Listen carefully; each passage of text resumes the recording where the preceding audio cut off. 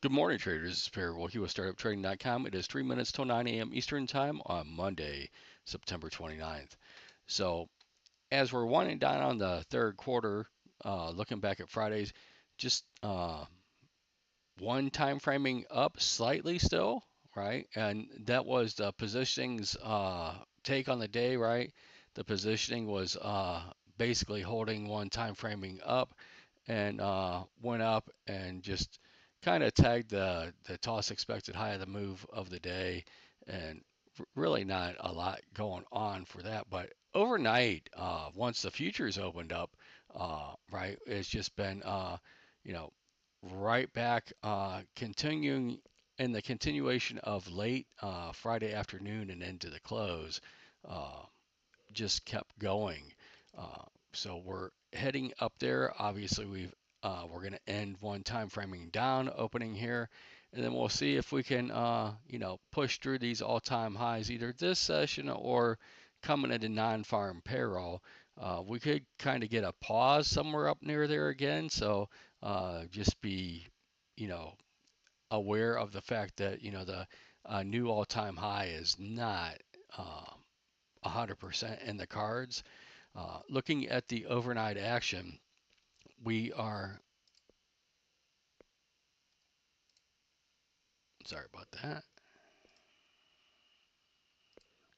Looking at the overnight action, we have come up into resistance and right around the expected high move of the day, which, that's not all that, but it is something to take note of. You can see that, we are pausing up here at those levels. And as we look at positioning, a whole hum day is going to be between 660 and 667 basically on the SPY. And right now we're trading uh, 665.40.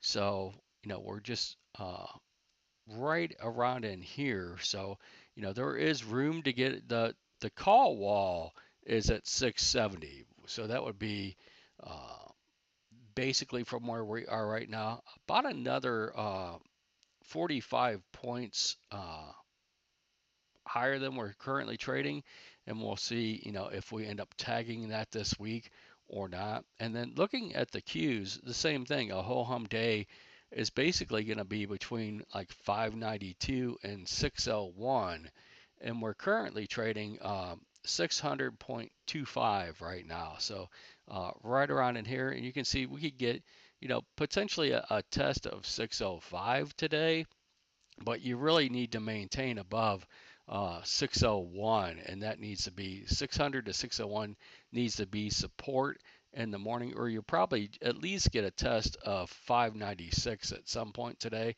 That is the high volume node coming in today, and it's not really that. It's just 7,800 call options that were on it that expired today, coming into today on the open interest, and you can see 595 was the for the week with right around 33,000. Uh, so 600 is the long-term call wall still for the Qs, and we are at it right now. So see if we can, push over that or not. That is going to be your bogey line. I want to be a little sit on hands this morning. I might let the whole first 2 hours shake out before I look for the next sequence. Keep in mind that expiring tomorrow on the cash market uh, is that those short calls from the JPM collar, that's at 65.05. There's that's probably really not in the cards, but you have to be aware of where that is. So the cash market closed at 66.43. We're up about 38 points. So let's just say we be up right around 66.80 in the cash. So that would be about 175 points down to where this is. And so this JPM, you can see that there's right around 38,000 calls on there right now. I think there's around 37,000 of the calls that are just in the hedge, right? They'll let those roll off. They won't trade them. They will expire tomorrow at the close, and they'll put on the new one for December 30th, 31st tomorrow. But this used to be around 41, 42,000. It went down to 37,000. So about 10% of the people bailed on this because basically how it works is, nothing is free in the stock market. So every dollar or every, point you trade above 65.05 at tomorrow's close, those people that were in this product did not participate in the upside their participation stopped at 65.05.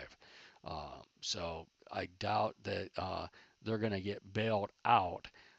But we'll see if we get anything else. You can see for the week right now, you've got a 67.40 is the call wall. So that would be up 130 points from where we closed on Friday last week. So that'd be 130 point uh, gain for this week if we hit the weekly call wall this week. And again, we're up about 35, so that would leave about 100 left to go uh, in and around. So as we look at this, so we'll see this morning what type of retracement we get back. But profile wise, 24,841, which you can see once we broke over that, it has been support. Uh, think about that as a test. And then you really shouldn't see unchanged. If you see unchanged, uh, your first level of profile support will be coming in right around 24,712, and then you could get a test of value area low, right, which is right around 24,600. So keep in mind this call wall is right where we're at, this 600. That is it for now, and then we'll see 595 is for the day and the week. So that would be about a 200 point drop to get back into range, and that'd be about a middle, and that'd be not too far from where we closed on Friday. So you can see we basically just ran up from in the overnight session from 596 up to 600, and we'll see, if we can maintain that or not.